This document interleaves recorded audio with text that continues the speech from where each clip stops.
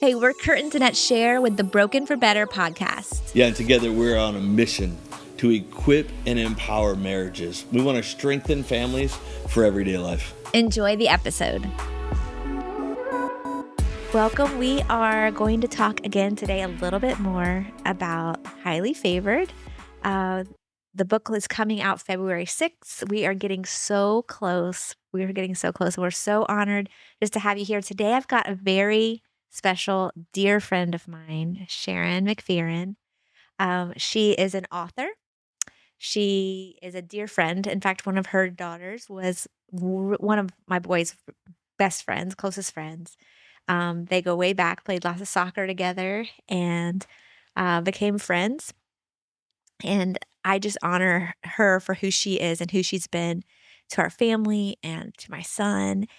But she's an amazing author. She's got a couple books, Portraits of Daffodils, which is the sequel to Anchored, correct? I did that in the right order, right? Yes. It's been a long time since I've read these books, but I've read both of them and they are so well done. They are amazing, amazing books that talk about, I talk a lot about hope actually with some family struggles and some family trauma and just family dynamics. Yeah. And anybody that is living and breathing knows what that's like to have different family dynamics. And so it's an amazing couple books, but they're also fun reads. That's what I love about them. Yeah. They're very fun reads. But she's an amazing author, and I had her on here today because I really just wanted to talk a little bit about this process that God's been having me walk through, that you know good and well has been a hard-fought journey, and just ask some questions and insight to maybe any of that process. Oh, I didn't even tell you that her name on the books is Anne Marie Jewell. That's very important because she does use a pen name. She's very fancy. No, it's not fancy. I'm very sheltered. Yeah. It's a vulnerable thing. She literally shared when she came in, she was like, your name is actually on this book. I'm like, she's like, you're not hiding behind your name. Yeah. So yes, it's been a daunting task. And it is hard. It's hard being fully vulnerable. Yeah. And real when you're writing about very difficult things. But I just am very thankful for who you've been to me as a friend. And Sharon and her family have been there since the very first hardest days of grief. And so I know that you've seen a lot of this journey. So thank you for being on and just being willing to be a part of this. Absolutely. This journey. Absolutely. Yeah. It's a journey. It is. It's a journey. And I know that we talked about books that you had in you. And I see some of those books that can be pulled out of this book, even somewhere down the line in the future. Yeah. But talk about vulnerable. So like where I write like books of fiction, you're pouring everything out. And I think what the readers get to see is this intimate detail, just fragments of these intimate details of your relationship and your struggles that you've had with the Lord from, the time whenever you heard his voice when you were a young girl. Yeah. And then the book says highly favored. You felt highly favored, and then this happens. Right. So now let me ask you, tell me about that journey, like what it is that brought you to writing this book of all books. Yeah. Yeah. Gosh, this wasn't the book that I wanted to write. And originally, you said, I think you have multiple books and we've talked about those things, but in writing this one, I don't know. I think it's kind of like when you are about to give birth and someone says, oh, you can have another, it's like, I can't even imagine writing another one because this one was such a process for me and so heavy.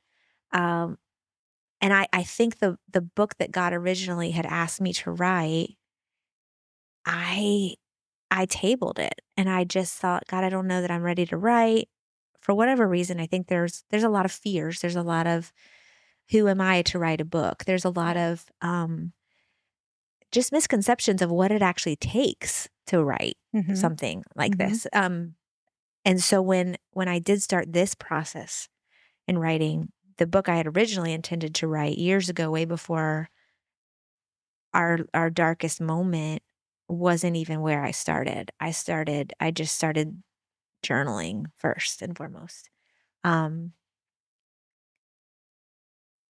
I definitely didn't see it being what it is. Yeah.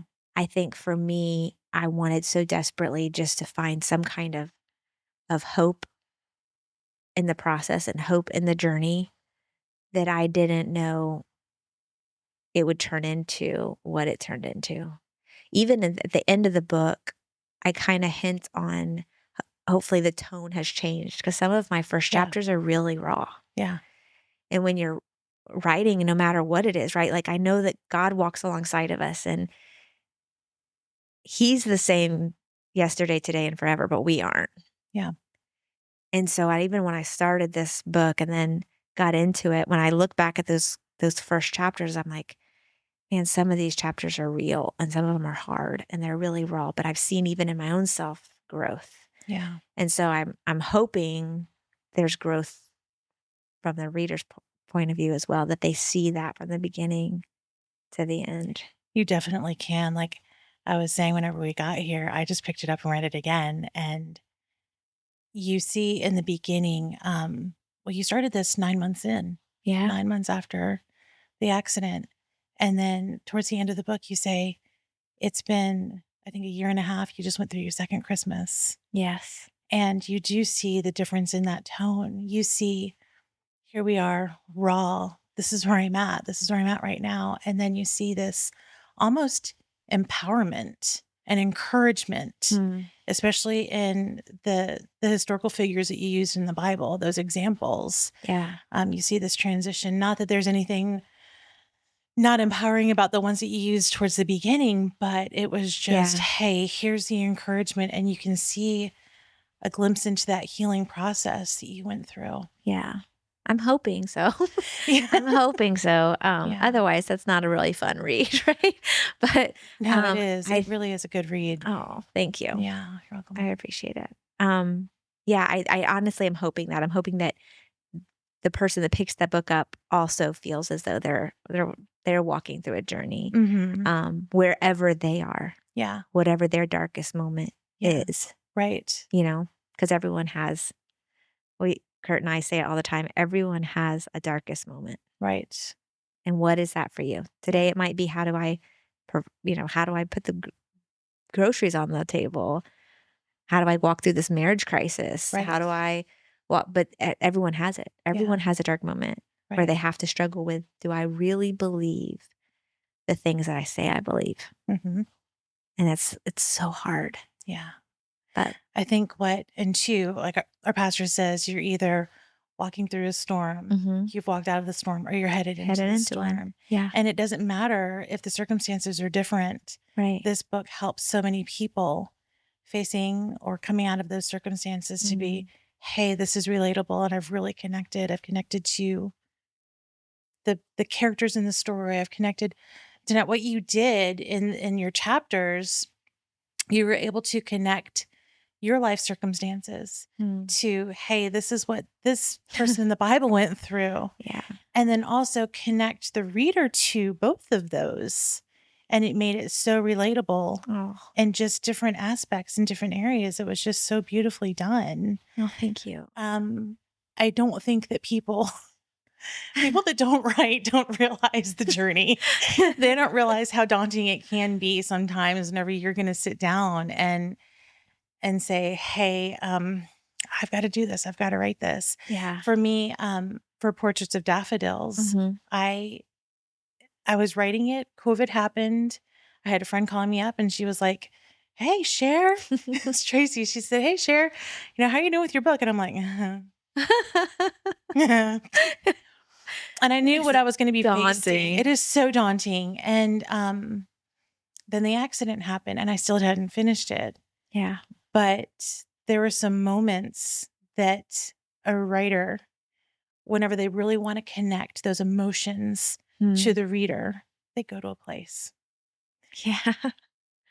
And you definitely were in those places. I mean, you were living through those places. Yeah.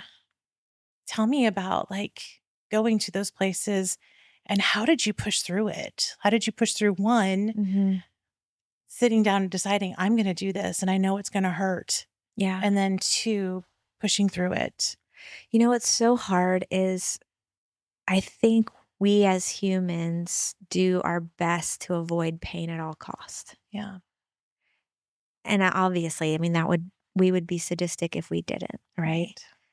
And so I think walking with grief every single day and walking with loss every day, sometimes it feels as though you can't isolate enough. You can't protect yourself enough. You're constantly, at least for me, I'm there's certain places I won't go because I know I'll have hard things. Mm. There's certain songs I won't listen to.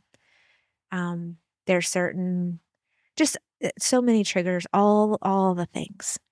And so sitting down to write, even though you're sitting down to write parts of hope or hopefully write from a place of encouraging and finding hope, like literally having to fight hell to find hope, you still are having to literally face your pain. You're having to say, okay, I'm going to head into it and I know it's going to hurt. And so it's hard. It's like this tug of war. It's this pull. Not only is it daunting and hard, and it's not necessarily fun all the time when the words won't come or you're struggling with how to find hope in that moment. But then I'm literally going to pick up, kind of like Christ says, pick up my cross, but I'm going to pick up my pain and walk into it, even though I know how much it's going to hurt. And so, yeah, that's very difficult. It's been extremely hard. And some days I did it well, and other days I fell flat on my face. I fell flat on my face. But I think the only thing that you can do is continue to move forward, Yeah. continue to keep stepping, and continue to keep saying, okay, I know this hurts, but I'm going to hurt regardless. So, am I going to hurt and make it matter? Am I going to hurt and use that pain for something? Or am I just going to hurt? Like it's one or the other. So I'm hoping that I have done well in trying to hold on to both and like I'm going to hurt, but I'm also going to make it matter. I don't want it. I don't want the words to fall flat. I don't want this to be for nothing. Mm-hmm. And so, yeah, I think that's how I tried to face those hard days. And those hard stories, because those stories they're hard and yet they're so precious to me and they're so holy. And so I want to honor not only my son well, but I want to honor God well. Yeah. Um, very early on, I think I was faced with the fact that this is the only time I can offer this sacrifice. Once I'm in heaven with my family all back together again one day, I won't have the sacrifice of pain. I won't have the sacrifice of grief. I won't have that to steward. Oh. Those tears will be gone. Yeah. I can't wait for that day. Yeah. And I keep reminding myself, I'm one day closer. I'm one day closer. And yet, right now, this is what I can offer. I'm so thankful that I don't have to offer those tears once I get there. Like, I'm so thankful. So ready for that. But yeah, I think I'm trying to remind myself of that Mm-hmm. on those hard days. I Yeah. think as I was reading it, you don't really, that there's pain behind it. Yeah. But I see the love letter within it. Hmm. The love letter between you, the ones that you love, and the one that you do love. You can see that intertwined within it. And yeah, you can definitely. It's not that anyone can relate to that unless they've gone through. I'll tell you one of the things that someone said to me. They were like, "I don't want to finish this book if this little child is going to die." And I said, "I'll never write about that." And I think you can never, ever, unless you've ever experienced it, even wrap your mind about the pain in that loss. Yeah. And where you're coming from, and just the beauty that you've shown in these chapters. I don't want to say beauty for ashes because that's always so cliche. Yeah. But that's exactly what it is. There's just so much beauty in it. Well, thank you. I one thing I love about the books that you wrote is the vulnerability and the ability to go there with some topics that in church world are hard, right? Yeah. There's some subjects in there in your books that you write about that are hard. And so for me, I attempt to, and I want to be vulnerable and I want to be real, even with some ugly things that you might not expect to hear out of a pastor's wife's mouth, right? Someone that's in ministry, quote unquote, what that looks like, shouldn't necessarily say that or use that word or whatever. And yet God takes that still the same. Like the real me, the raw me, the who I am in this moment. And so I'm so thankful for that. I'm so thankful that he doesn't need that change. Not that there's moments that you're not proud of some of those moments, but God still takes it and he still sees it and he still holds on to it so beautifully and graciously. And so I'm so thankful that you also have, you have such a beautiful writing style, but you went there, and so I'm hoping that people that pick that up are able to see the why, because I didn't want to have a mask. Yeah. This story, there's too much about my family that I didn't want it to be covered or masked, if that makes sense. But yeah. So it's raw. It's authentic. I'm trying. I'm trying. Is there like a favorite chapter of yours in the book? Like, what's your favorite chapter, or even a favorite character or something that most relatable to you within that book? Each chapter, obviously, it's kind of like it has its own little specialty, but I think if I had one that I had to pick, it would probably be the Giant Slayer. And it's probably because I use so many stories about Logan in that one. And because he was such like a little giant inside and when he was little, and there's just so many correlations to his character, what I see with my mom goggles on, because every mom has her mom goggles on when it comes to her kids. What I see with those lenses on and his character, and then the character there, I don't know.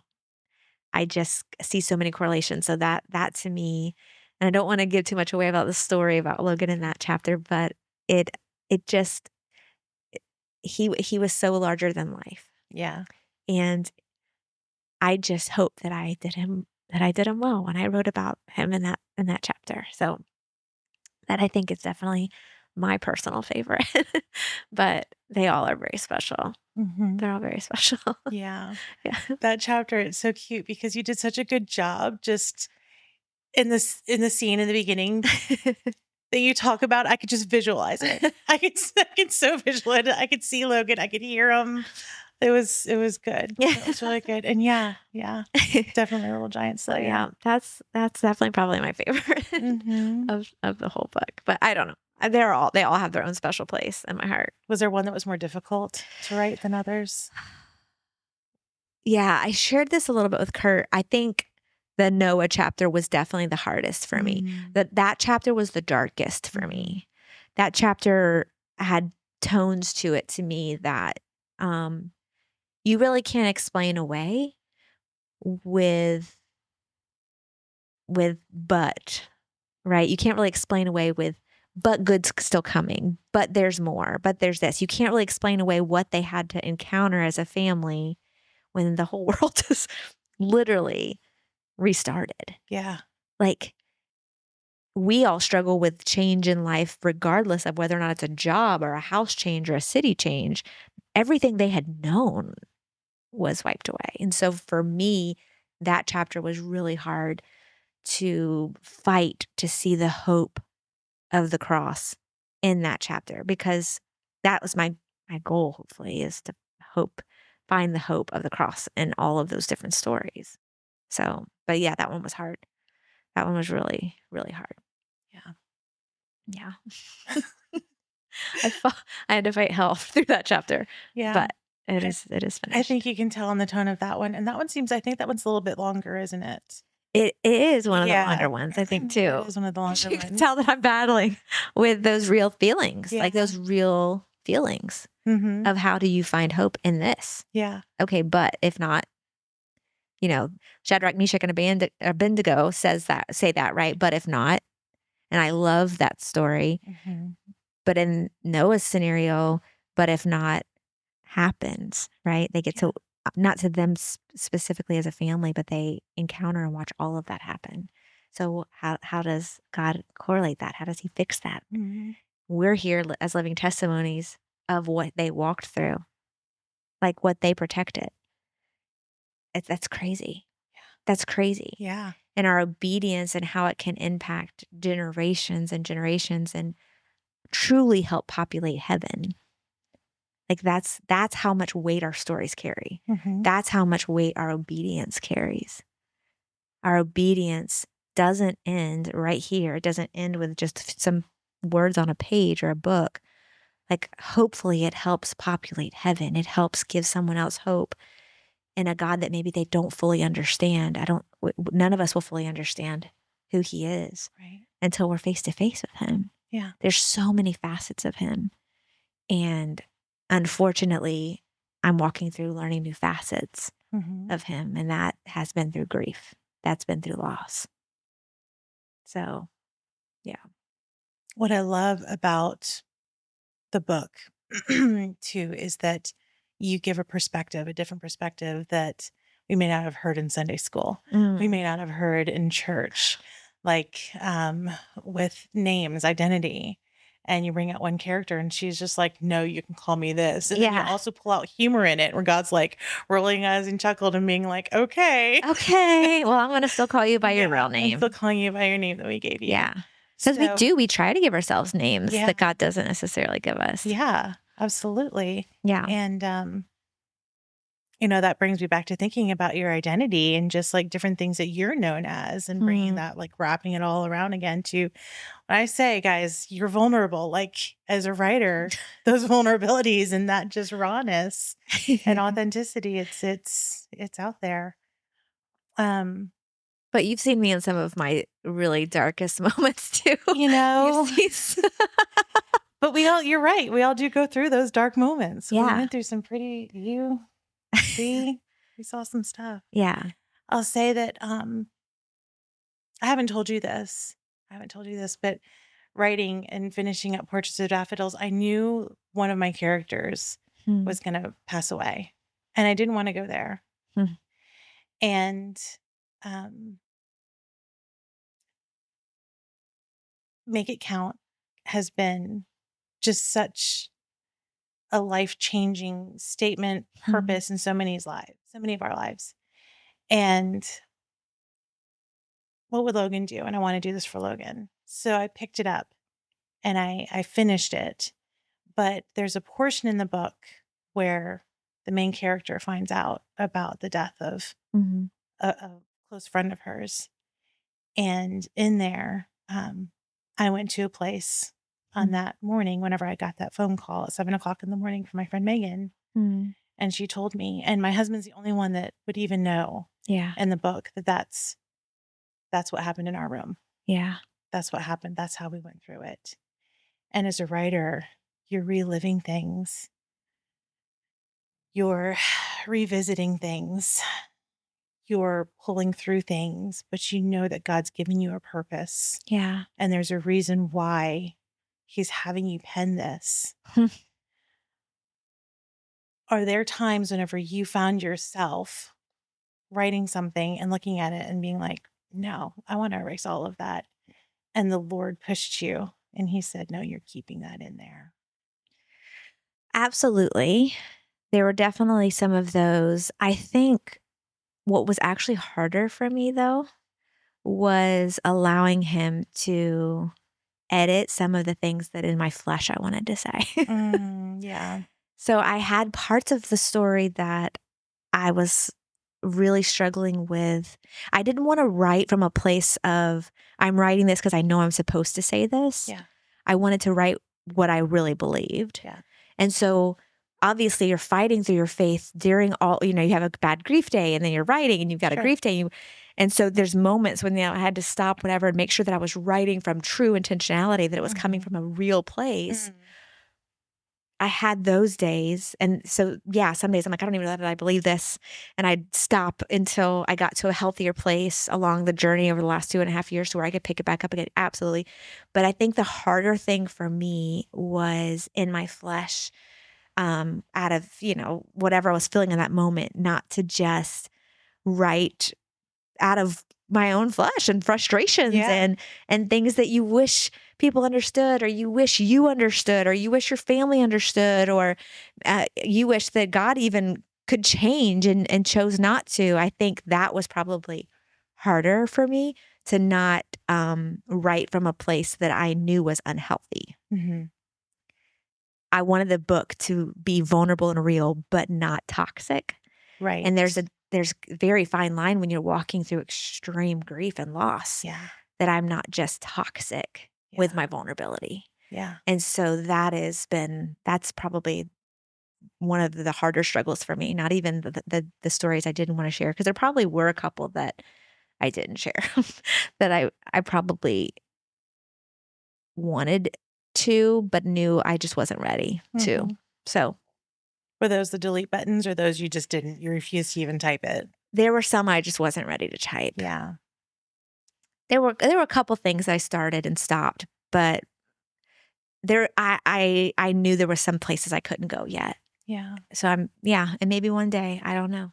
Mm-hmm. But right now I don't know. I don't know. Yeah. I don't know that I'll ever be ready. Yeah. But yeah, It's hard. It's a difficult process. it is. It's been a much harder process than I thought. Mhm. Not even the emotional aspect that I think I fully am aware of and running it, like I said, when I'm running towards it, but just the hardness of finishing a project like this, like what all you don't know. You don't know all the things you don't know, Yeah. and you feel like, oh, I'm just going to write. Oh no, there's so many different elements that, as this newbie self-published person, you've got to figure out on your own. There's no one there to hold your hand through the process. Yeah. And those are the days that I'm like, what am I doing? Right. And in all realness, some days I'm like, God, why are you asking this of me? And I've tried to be obedient. Just take it from here. Like, Mhm. drop something on my lap that just handles the rest of this, because I'm done. Right. That's been that's been a hard part. That's been a hard part. And I'm still kind of in those. I mean, I'm still about to launch. So Mhm. we're right there, but there still Mhm. are some of those dynamics and those little things I'm trying to work out, those kinks that I'm like, this is crazy. Yeah. But yeah, you've been there. You did all of that.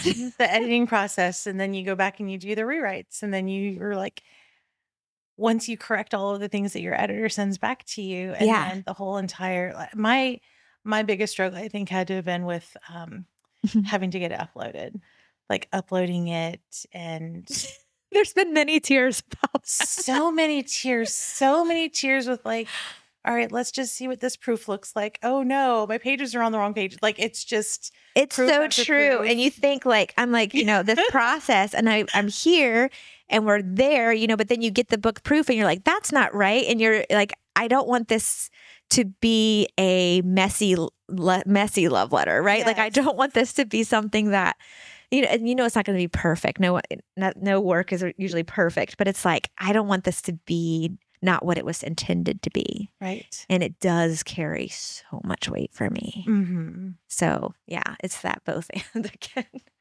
I think I overuse that phrase all the time. It's both and. It's this and that. It's this and that. But yeah. Well, you talk about birthing it. It's definitely a baby. Like, you Yes. care for it. It's something that you've poured heart and soul into. Yeah. And I know with mine, I would sit there and be like, "Ugh, if I get a bad review, like, I'm just waiting for the bad reviews." And it's Yeah. fine. It's fine. Like, it's just, I know that it's not everybody's going to like what you have to say. My pastor told me that one day. He was like, Sharon, not everyone is going to like what you have to say. And it's like, okay, not everybody's going to be happy that you put an effort in there. Okay. I understand that. Didn't want to do that, but it's just trying to It's get that just point real. across. It's Yeah. real, because, it does slip every now and then, but just where we're at. There may be a bad word in there. I'm just gonna be No, it's so fun. But okay, I'm gonna be honest. I don't even know that my heart's ready for that process, because it does carry so much weight. Yeah. And it is directly tied to my grief and is directly tied to my son, I may need some friends. Hey guys, if you're watching this, I need some friends. So if you see those reviews and there's some ugly ones, I might need somebody to hold me back. Not even against me. Like they can say whatever they want about my writing style or me or even my theology. But I think that might be really hard. I haven't even thought that far ahead now. Like, so sorry. It's a new fear unlocked. Fear. Before you hit that publish button, got to tell you, the reviews, when they come in, you're going to be like, fear unlocked. No, I'm kidding. No, yeah, that's crazy. Yeah, because you're like, all right, I'm done. I've done it. And then it's like, are people going to think my baby's cute, right? Are people going to think that this baby is valuable and as precious as I think it is? Because to me, it's precious. Right. And it carries so much weight. Yeah. But I think it's the why behind it too for me that I'm hoping people understand. Yeah. Yeah. Not just the depth of the story, not just the heartache of the story, not just hopefully the hope they find, but also, the why behind it. Is there anything now that you have it in between the book covers, like it's all bound, ready to go? Yeah. Is there anything keeping you from holding back from hitting that publish button? Like maybe I need to take this out, or maybe I need to put this in. Or are you just, Girl, hey, world, this is it? I'm done. I'm like, whatever the baby looks like, it's coming. It's coming. It's coming. I'm in the stages of active labor. I don't think, even in talking with it throughout with my editor, there were a couple things that she did help me developmentally edit and change and structure and change tones of certain things. But she was so kind in helping me keep the heart behind it and not strip away too much. I think she also knew how vulnerable I was in this season and how vulnerable I was in this writing process. So she was so great at helping navigate that. But she also did help me restructure some things, and I think at one point she said, we might need to revisit this. And I looked at her and I said, I revisited it to where I know that I'm done. I have no more in me. Yeah. It's done. I've reached the point of we're here. And she said, I absolutely agree. I hear you. We've done everything that I think God's asked you to do. We're ready. So yeah, I think I'm ready. I'm ready. We're almost there. Almost so there. close. So close. So close. I can't wait for you to go on tour. Like, Tour? honestly, there have to be book tours. Like, oh my gosh, I don't know. As I'm reading this book, I can see, and you've spoken at events before, and we've been part of women's ministry before together, and I've heard you as a speaker, which you're a phenomenal speaker. But I could just sit there and be like, this could be a whole entire tour just on this chapter. Like, you could reach so many people just on this one chapter and really encourage and, Could I share a little tidbit that nobody knows? A little insider info. So there's a women's conference. And what is that date? Do you even remember? February, March? I don't even remember. February, end of February. I was asked to come to a women's conference. And when they asked me, I had said, listen, right now, this is kind of my heartbeat. This is where God has had me in the writing, writing this book. And so I can do something else, but I don't know if this would be beneficial to the women that you have coming. Like this is, and they said, that's so crazy because we honestly have you coming. We've never had someone else from outside our house, our church speak. It's always been one of our leaders. And so we wanted an outside voice, honestly, because we've walked through so much the last couple of years. Yeah. We have women that have walked through loss of a loved one, divorce, trauma, and so I honestly think this is God breathed. I think this is perfect for them to hear. Yeah. And so I'm excited. I'm actually going to get to share coming in February to double check the date. I'm not exactly sure, but yeah, I'm excited about that. And as excited as you can be, right? But it's like this both and. Yeah. Because it is so hard of a story and you don't want that story. Right. And yet you have to fight hell to find hope. Yeah. On the other side of it. Yeah. Because then that's the only thing that matters. And I love the kind of the timing of it too. Like you said in your book about how in January, it's a lot of new beginnings or, where people start off with words like, hey, this is going to be our word of the year. Yeah. And they're going to go forward, but they haven't healed from the previous year. Yeah, absolutely. And what you're able to do is to go in and to help people find this hope and find healing in what they haven't dealt with in order to get to their next. Yeah. And that's so important. I hope so. Yeah. I truly, truly hope so. Yeah. I truly hope so. And so, yeah, it's like, here it is, God. What do you want to do with it? Did you know going into this, the stories and the characters that you were going to use in these chapters, or it just kind of flowed? Absolutely not. Wow. Absolutely not. In fact, I sat down when I started the process and felt like, oh, I should continue writing. I know God's asking me to do this, if not for nothing else than my personal healing. I sat down and did a couple phone calls with Hannah Brincher and wanted some advice on how do I even start this process, because I don't know. I've never done this. I don't feel qualified to do this. Miss Larson, God, I know, like just breathed on that sweet, sweet, sweet soul, which was my English teacher. She had her hands full with me because I was not a good student when it came to writing in English. I was awful. So I'm like, the fact that God's asking me to write this feels crazy. Like, why, And so because of those fears and that inadequacy, like I needed some kind of starting point. So she was gracious and met with me and kind of gave me some guidelines, but as beautiful as that was for her, it didn't work for me. I wasn't ready for that. I didn't have this dream to become this writer. And so I wanted this outline and I needed all these things.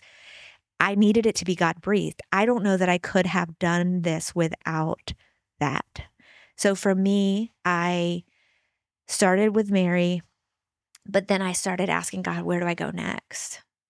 I don't know where to go next. In my phone, my notes, I kind of jotted down some possible names, like maybe I'll research this one. I know God said that they were favored, but I didn't really have an outline. I didn't really have, I didn't have like this character mindset of each one. It was, where do I go next? And I felt like because God was saying, okay, I think the next thing for your journey is this character, then I just started researching them for my own self and writing from there. And then I was like, all right, I don't know what's next. And God was like, okay, why don't you research this one? And honestly, reading the Bible, listening to worship songs, still to this day, listening to worship is extremely triggering for me and very, very difficult. But reading the Bible was really hard for me. Reading His Word and saying, okay, if this is true, then this is supposed to be true now. I don't know that I believe this. I don't know that I can. That was really difficult. And so I really feel like God was having me walk through that journey in order to not only help me heal, but to woo my heart, to start to trust Him in some of that. Start to trust Him in those hard stories. See an example, a mirror of someone else that was favored and said they trusted God, be able to still walk through hell and then find trust in Him either through it or again. Some of them needed to find it again. And so I was fearful that I would never get there. And I'm starting to see glimmers of hope of getting there. And so I think that's why He had me write it that way. Wow. Yeah. And those moments are so tender. Mm. Those moments are so special and so intimate.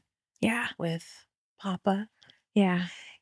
It's so sweet. That's one of those special moments that I think of when I sit down and write, and when you're with the Lord, and either you're playing the music, which I know is triggering for you, just reading, but it's also, hey, he's wanting that piece of you. Yeah. And He's going to pull it out of you and pull you through it. And He's going to be by you every step of the way. Yes. And you've taken something that we sit there and we're like, oh, we hear blessed and highly favored all the time, or favorite fair.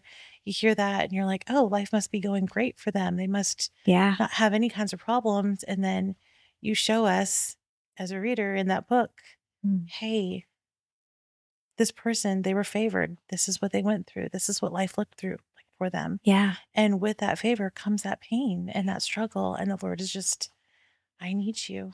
I need you for this purpose. Yeah. And which isn't easy. No. And it's hard. And honestly, I was pretty ticked at God about that at the beginning. Yeah. Like, I feel like you didn't really give me an option here. You knew me. You know the end from the beginning. And so you knew how I would respond, and yet you still allowed. And so that was really hard. That was really hard in this process. And still is some days. Yeah. There's still days that you see an empty chair at the table and you're like, this isn't right. This isn't supposed to be. And so how do I see you even in the midst of it? And when you're really angry, you don't even want to see him. You're not even willing to, right? You don't want to see those glimmers of hope because you're so lost in it. And so, yeah, it's a crazy journey to be able to get, only 2.5 years down the road, but then just begin to be able to voice or experience those little glimmers again and be like, okay, and that's hard. You write a book like this and you're like, oh, she's got it all together. She must not understand. I hope if you're listening to this or if you do pick up this book that you feel like you're understood. I want you to know you're not alone because it's not easy. And trusting is not easy. Finding hope and faith in a God that isn't fully comprehensible isn't easy. Yeah. And yet is also the only thing that I have is to find hope in him in the cross. That's what I have. And where my son is. And where Caitlin is.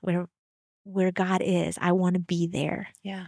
And so it's working through that pain here on earth in order to even be able to see those things that are hard, but he works through and he makes them beautiful, as messy and as hard as they are. And one day I'm going to get to understand that. And I cannot wait for that day. Yeah. I can't wait for that day. I know.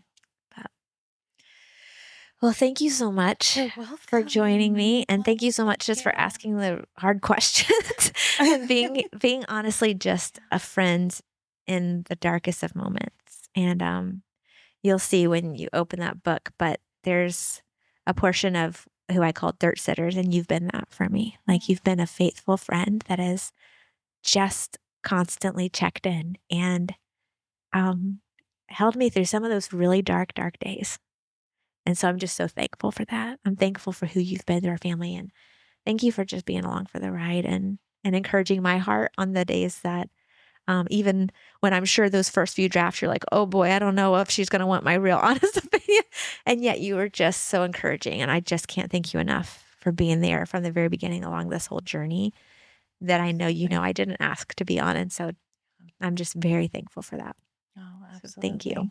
Thank you so much. Anything. But yes, the book is coming out soon. February 6th is the actual launch day. It's also my birthday, FYI. Just throwing that out there. I haven't even shared that on any other podcast, but it is my birthday. And I don't know. It just felt right. What'd you say? I said it should be a party. It should be a party. Have a big party. We are going to have a launch party, but anyways, it just felt right. I don't know. It felt right for a day that honestly is kind of hard now, to celebrate a day of birth, a day of another year when you're missing someone that you love so much who doesn't have another year. So there was some intentionality behind that. But yes, February 6th should be available on all platforms. And I hope that you are able to be encouraged or encourage someone else through it and know that you're not alone and that God is with us, even in the depths of our grief, even in the depths of our sorrow. Thank you for joining us. Thank you so much for watching. Yeah, we encourage you, check us out on all of our socials at Broken for Better for more ways you can be plugged in. Yes, and if we can help you or your family with anything like coaching or other resources, please connect with us at brokenforbetter.com.